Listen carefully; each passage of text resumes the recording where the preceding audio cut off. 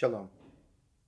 Our Shabbat Torah reading is Parshat Re'eh and covers Deuteronomy chapter 16, which emphasizes the three pilgrimage festivals of Judaism: Pesach, Passover; Shavuot, the Festival of Weeks; and Sukkot, the Feast of Tabernacles.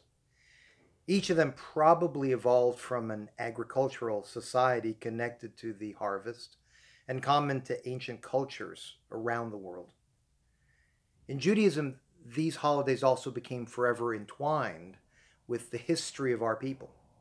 Passover becomes not just the joyous beginning of spring, but the birth of the Jewish people and their exodus from Egypt.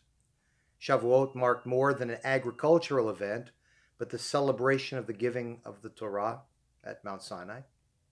And Sukkot was much more than the celebration of the end of the harvest, but for the Jewish people, the remembrance of how we traveled on the way to the Promised Land and God's protection on that journey. These are joyous occasions, and the Torah this week commands us to rejoice on these days. Well, two of them anyway. With regards to Sukkot, the Feast of Tabernacles, it says in the Torah this week not once but twice, V'samachta b'chagecha, you shall rejoice in your holiday. It does so with the holiday of Shavuot and the giving of the Torah. But with Passover, the exodus from Egypt, arguably the most well-known and happiest of celebrations in Judaism, the word rejoicing doesn't appear once. And so the rabbis ask, why not? The answer on Parshat 2 is a 13th century rabbinic author known only by his book, Yalkut Shimoni. He asks, why is rejoicing emphasized in the Torah on every holiday but Passover?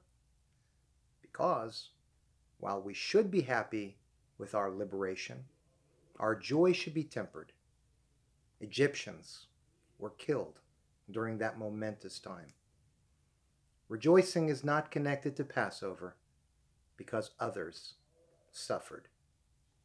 It's for the same reason Jews traditionally each year remove 10 drops of wine from their cups on Seder night while recounting the 10 plagues. We diminish our joy as we remember the loss of human life, even fallen foes. I've always loved the legend in our Talmud that has God's ministering angels singing praises to God at the closing of the Red Sea over Pharaoh and his soldiers, and God silencing them and saying, my children are drowning in the sea, and you would sing praises before me? I approach these type of legends, not literally, but seriously, very seriously. I love religious teachings that remind us to look at the humanity that connects us all.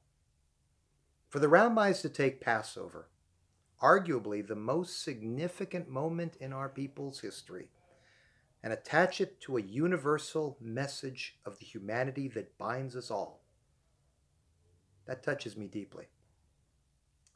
We celebrate with less than a full cup on Passover. God cares about those who crossed and those who drowned in the sea.